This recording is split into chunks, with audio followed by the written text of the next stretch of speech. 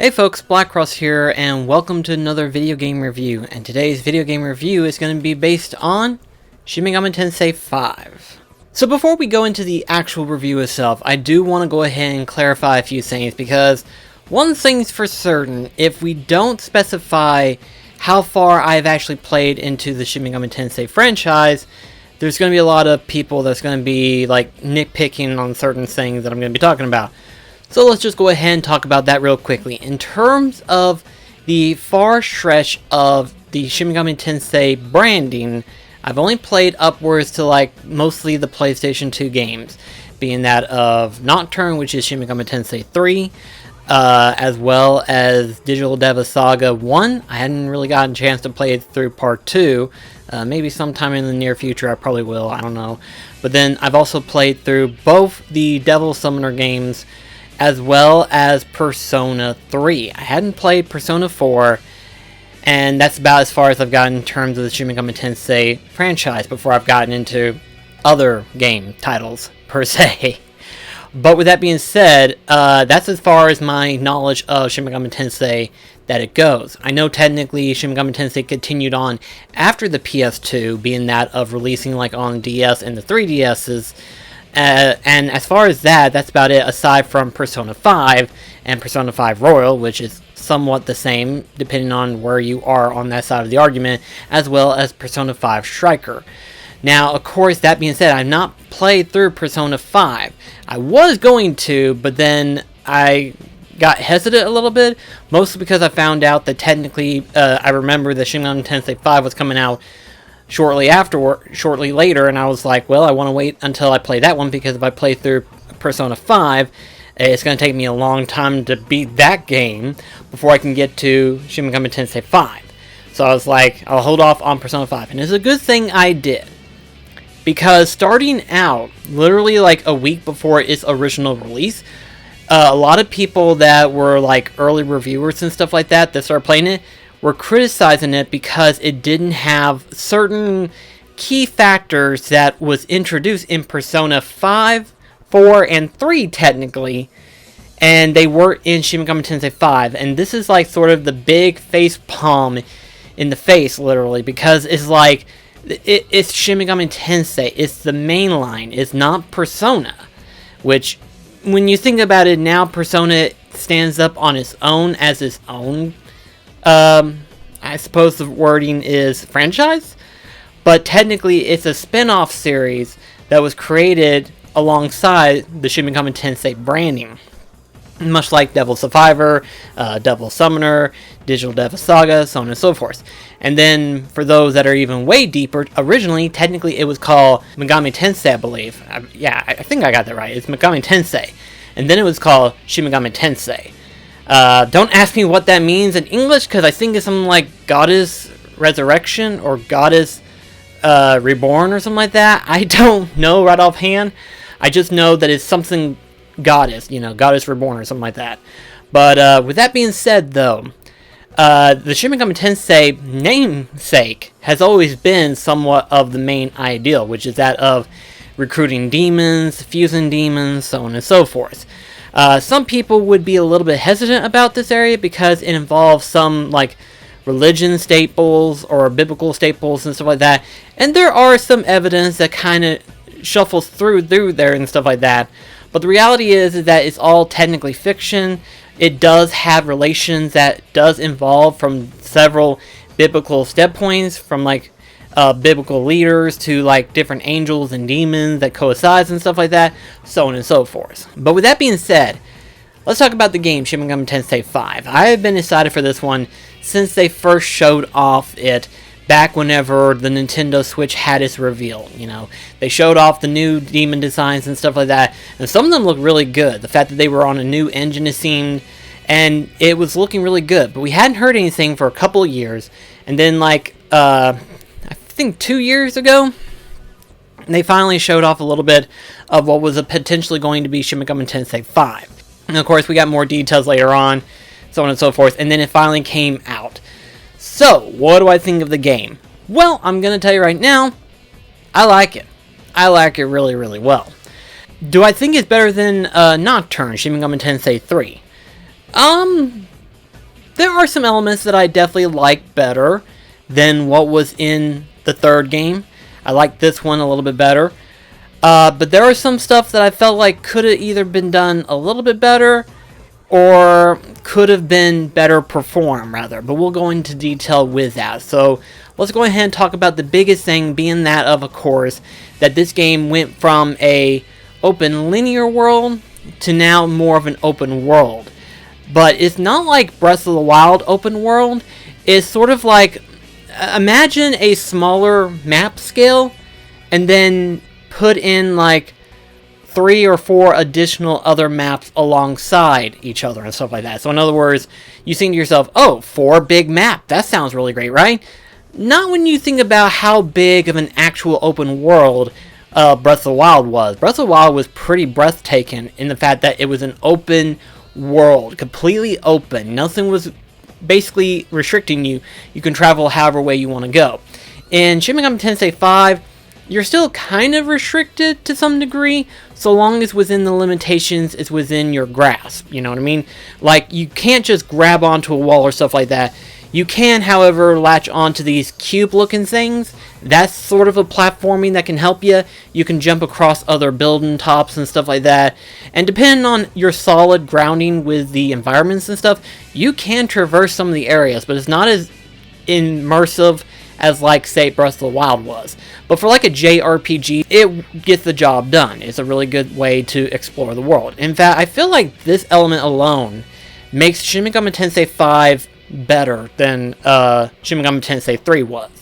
You know, the fact that you can actually explore the area to your leisure. There's a lot of stuff that you can do in these maps alone, you know. For starters, there's these weird looking, I forgot what they're called technically, but it's like a weird eye tentacle looking thing, and they're essentially Magasuhi Nest, where hordes of demons will show up, and you have to try to get to it in order to defeat what's called maybe sub-bosses, if you will.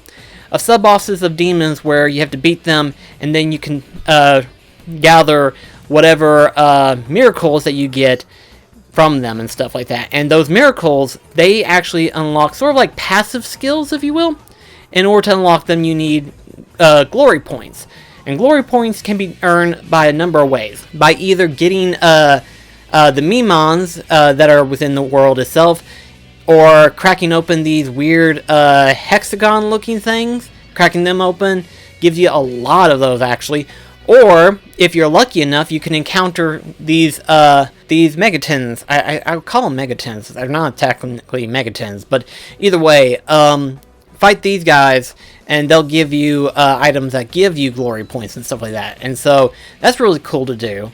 Another one is that, you know, aside from regular demons, you can also encounter these giant demons. These demons that are more powerful than they necessarily need to be. And you can either fight them or try to avoid them. But eventually you will probably have to fight them at some point, because as you're traveling through the open worlds and stuff like that, you also get to encounter other side quests. Side quests that will allow you to get other additional items or experience points. And depending on rare occasions, you can actually get a demon to join you on your team and stuff like that. I thought that was really cool. So there are occasions of where, depending on how the side quest goes, they'll either join you or you'll have the ability to fuse the demons that have that particular demon essence in it and stuff like that. And I thought that was really cool. Another cool thing too is the fact that there's no limitations of what demons you can't fuse. But there are special demons that, you know, requires more than just 2 demons and stuff like that, that will make the particular demon that is needed to be. So these are special demons and stuff. But the regular demons you can make whenever you want and stuff like that. Special demons will unlock as you progress through the game, via by either beating particular theme bosses or by going through side quests and stuff like that. You'll unlock them throughout the game and stuff like that. And speaking of demon fusions, I like how this one is. You know, in previous games, you just had to select 2 demons and hope that you will get the demon that you're wanting to get and stuff like that. In this case, however, though, you don't select the 2 demons that you're going to fuse and stuff like that.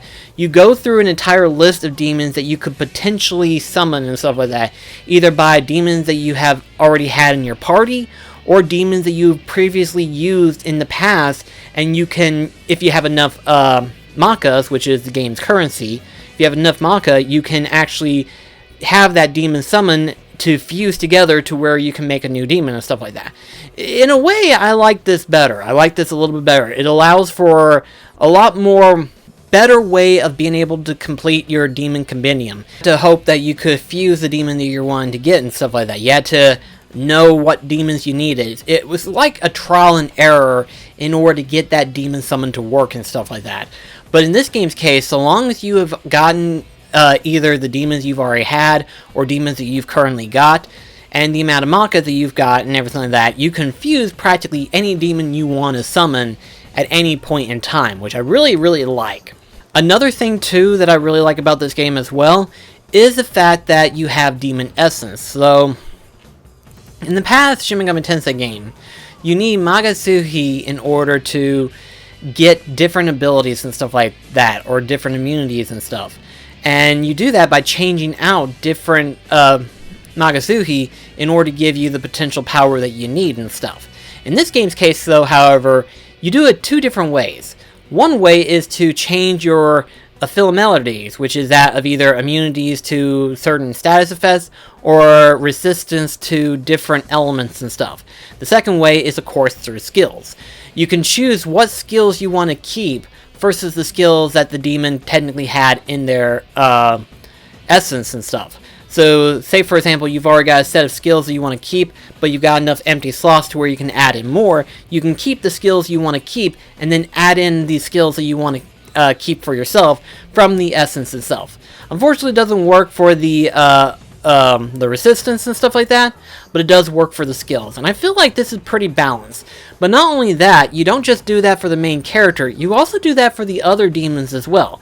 So say like for example there's a demon that you currently have and you think he's pretty good, you can actually change the skill sets to what you want to keep and then add in other skills that another demon might have in order to perfect that demon just a little bit more. So the way I see it, this is actually really, really good customizing of the demons and stuff. Something that I'm not used to. I'm not used to having this much freedom in a video game where not only do I have the ability to change the stats as well as the skills of my main character, I can also do that to my other party members, my other demons and stuff of that nature. This is definitely a new thing that I'm not used to, but I actually grown to like it. I was really glad that I could change the demons however way I want to and stuff, and I made them a little bit better.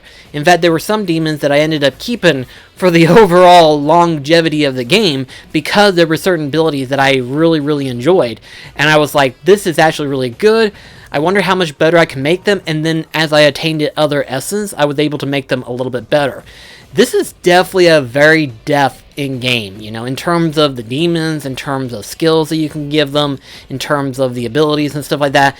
I really, really like it. The open world definitely helps along that nature as well. However, though, I do have a little bit of complaints. Now, most people, whenever they've reviewed Shin Megami Tensei V, they said the game was a little bit too hard. For me personally, I didn't think it was that awful hard. It is at the very beginning of the game. At the beginning of the game, yeah, it's going to be really hard. In fact, for most players, they probably wouldn't be able to beat the first official boss until like level 20, which is pretty high when you consider the fact that, you know, in most Megaton games, you can beat your very first boss encounter like at level 5 or so. But in this case, since it's open world, you know, you have the ability to do several side quests before that point, as well as recruit a number of demons, and by this point you'll be a little bit familiar with all the skill sets and stuff like that, to where you probably could beat it at a lower level. But that's to say if you've already grown accustomed to it by now and stuff like that. If not, it's going to be extremely hard, and I found out the real hard way. It's like, at first I was like, oh, well, they probably played the hardest difficulty, which, duh, of course is going to be hard, but I was playing it on casual and normal and stuff like that, and it was pretty hard too. I was like, oh my gosh, this guy is kind of kicking my butt. But I eventually was able to beat through it, and I was able to progress through the entire story and stuff like that. So, would I say the difficulty is hard? In terms of Shin Megami Tensei, it's about the average difficulty. Even Nocturne 3 was challenging, but depending on your overall familiarity with the game and stuff, you could probably get through it pretty well. I don't think it's going to be that hard, But for new players, it would be a challenge. It's definitely one of those games where you have to know the series before you can actually say if it's challenging enough. And if you're familiar with the series, then I say it's an average challenge for those players. For new players, yes, it probably will be a difficult game to get through. It's not Dark Souls hard, but it's hard on its own. I can't believe I just said that word. Please, someone shoot me. But the complaints that I have for the game mostly involve the technical things of the game itself. So next to being able to travel around the world and stuff like that with the map size and stuff like that, platforming and stuff, there's a graphical problem that I have with the game. So the graphicality is that, you know, obviously being on the Switch and stuff, you're going to have texture buffering. But in this game's case, they're a little bit beyond a buffer. It's actually kind of like a loading issue, it seems like. Like, whenever you're going from one battle to the next and stuff like that, the game tends to have a hard time rendering at times. Sometimes at weird intervals. It's like going through Pokemon Sword and Shield. You know, the game runs smoothly and stuff like that, but then as you're trying to load into a battle, for some reason that few seconds of loading, it's a little bit hard to judge. Because then you go into the battle and all of a sudden it's like, bear, and it's like, what the frick? Why did that take a little bit of a time, you know? It's sort of like that, you know, where you go into battle, and then you go into the next battle real quickly. All of a sudden, it takes a while for it to render, and then it moves on, and you're like, okay, that's just a little odd, you know? And then next to that, you also have some weird texturing, you know, where there are some demons that have, like, deeper detailing and stuff like that. It takes a while for it to load and stuff, and it's kind of sad to see this, but I guess in some people's cases, considering the fact that the Nintendo Switch's power, it kind of makes sense, but still, in my personal opinion, it still needs to be mentioned, especially since it is technically rumored. It is rumored that we may very well potentially see a PS4 and a PC version of SMT5, which I hope that's the case, because this game could run so much better. It so much could. The fact that the Nintendo Switch hinders it is disgusting. Another thing that I want to mention too, and it's a big issue, it's probably my biggest issue that I have with Shin Megami Tensei V, is that this game is too bright. No, I don't mean the theming is lighthearted or whatever. I mean the picture. The picture is super bright, okay? We're talking like ridiculous brightness. There are some cases where you see a little bright neon lights and stuff like that, and they tend to bright up a little bit more than they should. But then you got other cases where there's like rays and stuff like that, and those things are super uber bright, like almost blinding bright. And I'm like, why is it that the game is so freaking bright? You know, you have the adjustments for like the different sound settings and stuff like that. There isn't a settings to fix that. There's no brightness settings, there's no contrast setting, and I'm like, of all the games that could use that, this is that game. This is a too bright of a game. There are some cases where the lighting is just too bright, and I feel like that needed to be fixated. You know, and to me, that's a big issue that I have. That's the big issue I have.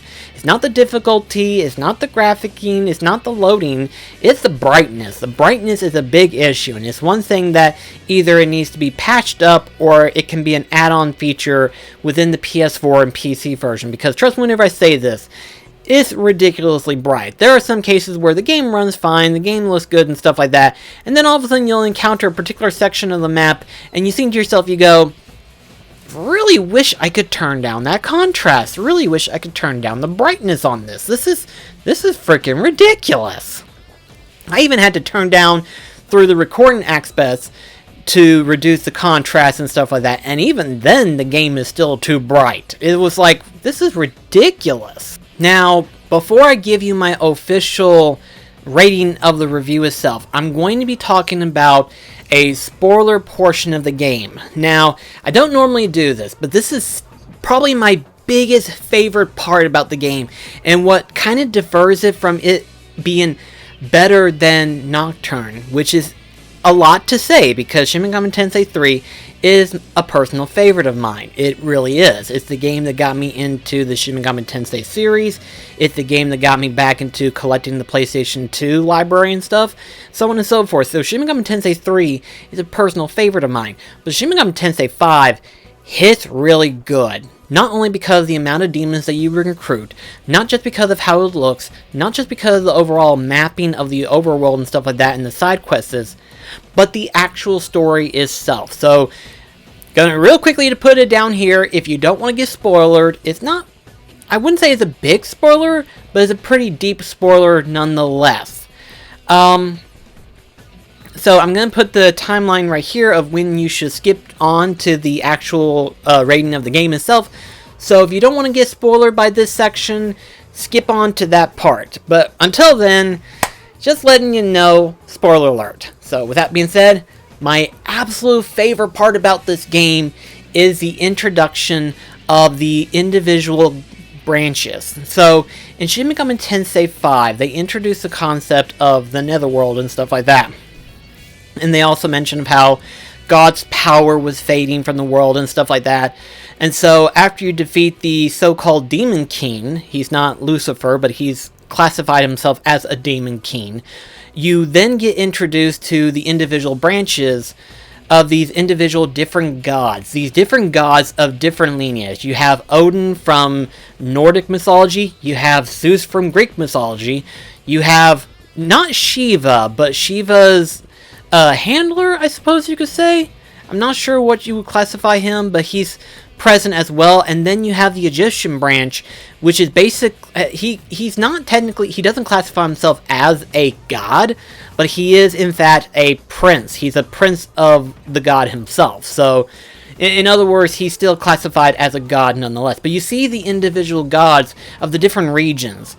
And what's really cool is how they present this, you know? The game kind of goes through this same line ideal and stuff like that. And you're kind of going along through it, and it's been alright so far. But then once it gets to that peak, where you start to see the individual gods, and they present the ideal concept of recreating the world and stuff, that's when it peaks up. That peak was so good. I was so excited. And you know what? It did not disappoint me, okay? It did not disappoint. The fact of the matter is that some video games, whenever they introduce a plot line of different aspects and stuff, they barely go halfway, you know? They talk about these different groups of people and stuff like that, but they never go any further. They just kind of keep the story going and stuff like that instead of peaking upwards, you know? When you introduce a group of enemies or a group of villains and stuff like that, you should go full on out, you know? But in some cases, they don't. They kind of stop. But in this case, they go full on in. So you get the idealization that, oh, these individual gods now want to have the ability to recreate the world in their own way, you know? They're now going full on deep and stuff. And the cool part is, you can fight them! Yes, you can fight them. Half of them are optional, but the other half are actual story based. And I love that. I love the fact that they introduced this element, and I love the fact that you can actually fight them. It is so cool. I love it. Oh man, it was so good. I was like, as soon as I was introduced to this, I was like, oh, this is actually really good. And then I got to fight some of the ones through the main story, and I'm like, oh wow, this got really good. And then as I was exploring, doing some of the side quests and stuff, I actually got to interact with the other gods that wasn't part of the main story of fights, but I still got to fight them nonetheless. And I'm like, this is really freaking cool! Again, I don't want to give out too major of a spoiler, but the fact that you can actually fight them all, man, was that good. You got introduced to these individual gods, and you actually get to fight them. This really felt like the Battle of the Gods, the ability to recreate the world. This was that magnificent, momentous occasion. Not only do you have the other beings that want to recreate the world and get to the throne and everything like that, but you also have the other gods who wants that piece of the cake and stuff like that and want to get into it as well. You have that element, and it works. It works so well. It's like, gosh, I love that element. That was one thing that didn't happen in Shin Megami Tensei 3. You did have these individual people that had their ideals, their reasons and stuff, but they never went full on deep of where there could have been other demons that want to be part of it as well and stuff like that. Instead, you had humans who wanted to recreate the world and stuff, and thus they become demons and everything like that. In this game's case, They decide to add on to that. Instead of being just the humans, you have other gods now who wants that ability to where they can too create the world in their own way and stuff. And it's like, that element alone made it so much good, and it was really good. I love that. So ultimately, Shin Megami Tensei V, if you are a fan of the series of Shin Megami Tensei, this is a good game to pick up. If you're one that haven't played the Shin Megami Tensei, but only play like Persona 5, this is still really good regardless. And if you're new to the Shin Megami Tensei franchise and stuff, this is still a good game to pick up as well, especially on the Nintendo Switch. Again, there is supposedly rumors that maybe it might come to PS4 and PC, but even still, I'm glad I got to pick it up on the Switch. This is definitely a recommendation in my personal opinion. Again, there are some stuff that I still have a little bit of a mixed opinions on that could have been better or could have been done well on, but it's still really good. So for this case, I'm giving Shin Megami Tensei V a 4 out of 5. This is a really good one, and I definitely recommend it. And even if you're consider waiting for the PS4 version, we don't know. That's technically a rumor. But overall, if you're planning on wanting to play Shin Megami Tensei V, you don't have to wait. Definitely play it, because I guarantee you, it's worth the playthrough multiple times, especially considering the fact that, you know, it has 4 individual endings depending on which pathway you take and stuff. So ultimately, in my personal opinion, it is definitely worth the investment of just playing through it one time on the Switch, and then play through it again on the PS4 or PC, depending on if that rumor is true. Again, we don't know if that is the case, but it's still a recommendation in my personal opinion, and I truly recommend this. It's a really good one. But that's going to be it for this video. Thank you guys so much for watching through this. Let me know in the comments below, what do you think of Shin Megami Tensei V? Have you played it? What are your thoughts about it? Again, I highly recommend this. This is a really good one in my personal opinion, and I'm glad I got to play through it. It's been wonderful. So thank you so much for watching. See you in the next video. Catch you guys later.